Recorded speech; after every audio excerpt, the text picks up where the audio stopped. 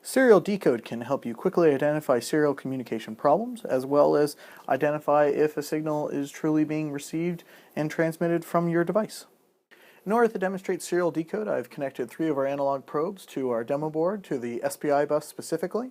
And then on the screen right now, I've got on channel 1 the clock line, channel 2 is our data line, and channel 3 is our chip select line. And then from here, I'm actually going to go into the serial decode. So I'm first going to hit the math button on the scope. Then from there, I can select either math, decode 1, decode 2, or decode options. I'm going to select decode 1.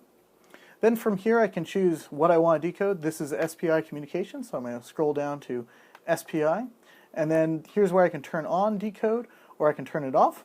Next, I'm actually going to select the clock line. So for this, it's already set for channel 1, so that's fine. I can choose the data coming out of the chip or data going in. I'm actually going to select data going out to be channel 2.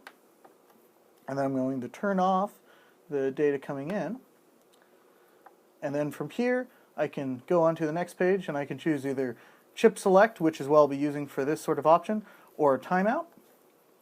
From here, I'm actually going to go with selecting chip select, and this is on channel 3. And then at this point, I can choose if it's getting pulled down to start off with, and rising edge, falling edge, and that sort of stuff.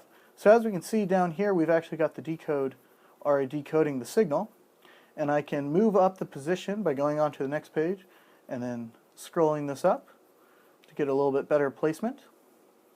I can also choose the polarity along with width and then how I want the bits to be read in and the format. So right now it's set for ASCII. I can change it back to hex, or I can change it to decimal if I wanted to, and even binary.